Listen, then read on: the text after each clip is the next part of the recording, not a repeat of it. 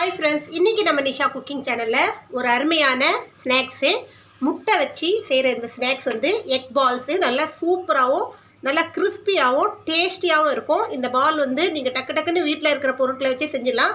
நல்லா மலைக்கு சுட சுட குழந்தைங்க ஏதாவது ஸ்நாக்ஸ் கேட்கும்போது டக்குன்னு இது செஞ்சு கொடுக்கலாம். ஏன்னா இது நான் போட்டிருக்கிற எல்லா பொருளும் வீட்டில் நம்மகிட்ட எப்போவுமே இருக்கிற பொருட்கள் தான்.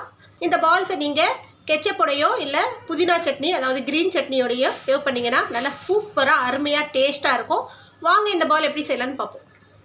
வாங்க ஈவினிங் ஸ்நாக்ஸ் செய்ய ஆரம்பிக்கலாம். அதுக்கு நான் ஒரு 5 முட்டை எடுத்திருக்கேன். 5 முட்டை வேக வச்சு தோல் உரித்து எடுத்து வச்சுக்கிட்டேன். இப்போ இதை நம்ம துருவி எடுத்துக்கலாம். உங்களுக்கு எந்த அளவுக்கு ஸ்நாக்ஸ் வேணுமோ அந்த அளவுக்கு நீங்கள் முட்டை எடுத்துக்கோங்க.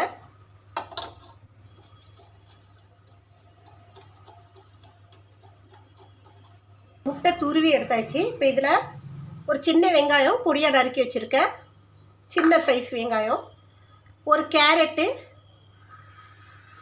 துருவி வச்சு எடுத்துக்கோங்க. அதோட கொஞ்சோண்டு கொத்தமல்லி, பொடியாக நறுக்கின பச்சை மிளகா, 1/2 ஸ்பூன் மஞ்சள் பொடி, 1 ஸ்பூனில் விட கொஞ்சம் கம்மியாக மிளகா பொடி. ஆல்ரெடி நம்ம பச்சை மிளகா போட்டிருக்கிறதுனால மிளகா பொடி பார்த்து போட்டுக்கோங்க. குழந்தைங்க ரொம்ப சின்ன குழந்தைங்க சாப்பிட்றதா இருந்தால் பச்சை மிளகா அவாய்ட் பண்ணிவிடுங்க. ஒரு 1/2 ஸ்பூன் அளவுக்கு இஞ்சி பூண்டு விழுது, இதோட ஒரு 3 ஸ்பூன் அளவுக்கு அரிசி மாவு, 5 ஸ்பூன் அளவுக்கு கோதுமை மாவு. இது எல்லாத்தையும் ஒன்றா நம்ம நல்லா பிசைஞ்சு எடுத்துக்கலாம் இந்த முட்டையோட. ஸோ தண்ணி எதுவும் இப்போதைக்கு ஊற்ற தேவையில்லை. பத்தலைன்னா கொஞ்சோண்டு தண்ணி ஆட் பண்ணலாம்.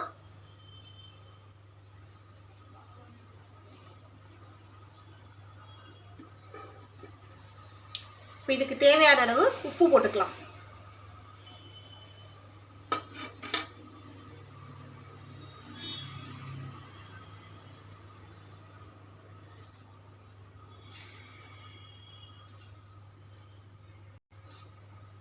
ஃபஸ்ட்டு இது எல்லாத்தையும் நல்லா மிக்ஸ் பண்ணிக்கோங்க.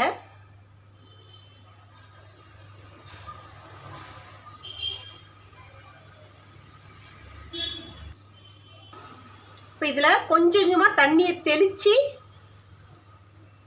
கெட்டியான பதத்துக்கு, ரொம்ப லூஸாக இருக்கக்கூடாது, அதாவது தலை தலைன்னு இருக்கக்கூடாது, நல்லா கெட்டியாக இருக்கணும். ஸோ அதால் தண்ணி கொஞ்சம் பார்த்து யூஸ் பண்ணுங்கள், அப்படியே ஊற்றிடாதீங்க.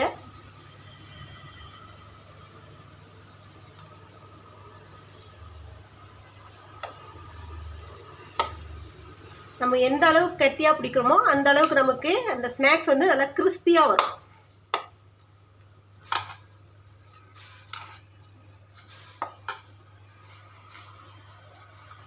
அவ்வளோதான். இந்த ஸ்டேஜில் கொஞ்சம் உப்பு பார்த்துக்குங்க. உப்பு கரெக்டாக இருந்துச்சுன்னா ஓகே, அப்படி இல்லைன்னா இந்த ஸ்டேஜில் நம்ம மிக்ஸ் பண்ணிக்கலாம்.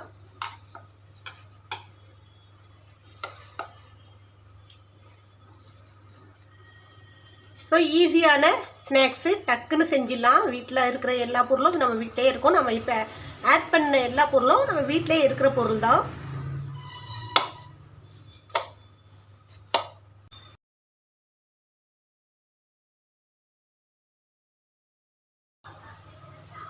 லைட்டாக கொஞ்சோண்டு எண்ணெயை கையில் ஊற்றி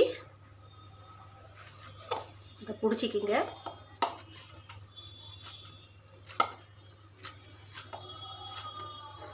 நம்ம இந்த மாதிரி குட்டி குட்டியாக உருண்டை நமக்கு எந்த சைஸில் வேணுமோ அந்த சைஸில் பால் ஆட்டம்.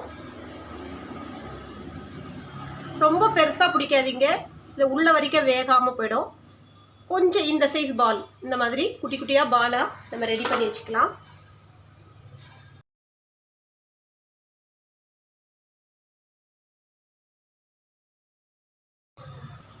இப்போ எனக்கு 5 முட்டைக்கு இத்தனை பால் வந்துச்சு.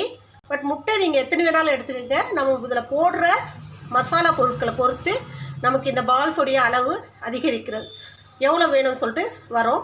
ஸோ முட்டை வந்து நீங்கள் 4 எடுத்துக்கலாம், 3 எடுத்துக்கலாம், 2 எடுத்துக்கலாம், எத்தனை வேணாலும் எடுத்துக்கலாம்.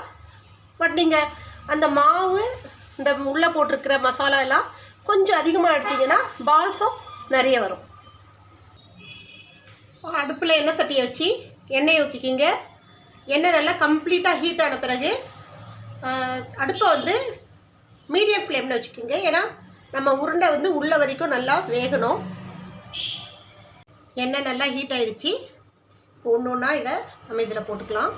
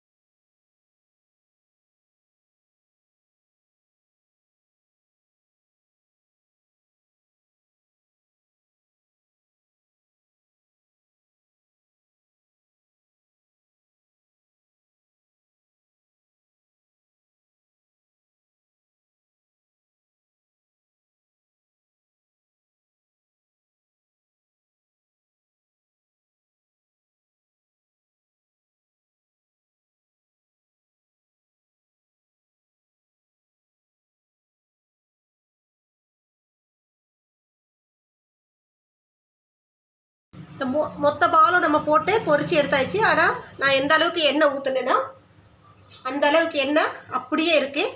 எண்ணெய் அதிகமாக குடிக்கல. ஸோ மலைக்கு சுட சுட சூப்பராக இருக்கும். இதே போல் ஸ்நாக்ஸ் நீங்களும் வீட்டில் ரெடி பண்ணி கொடுங்க. நல்லா டேஸ்டியான இந்த எக் பால்ஸ் செஞ்சு பார்த்து எப்படி இருந்து சொல்லிட்டு கமெண்ட்டில் சொல்லுங்கள். ஸோ இன்னொரு ரெசிபியோட உங்களை சந்திக்க வரை உங்களோட விரைப்பது உங்கள் நிஷா. எங்கள் சேனல் லாஸ்ட் வரைக்கும் பார்த்து உங்கள் அனைவருக்கும் மிக்க நன்றி. பாய்.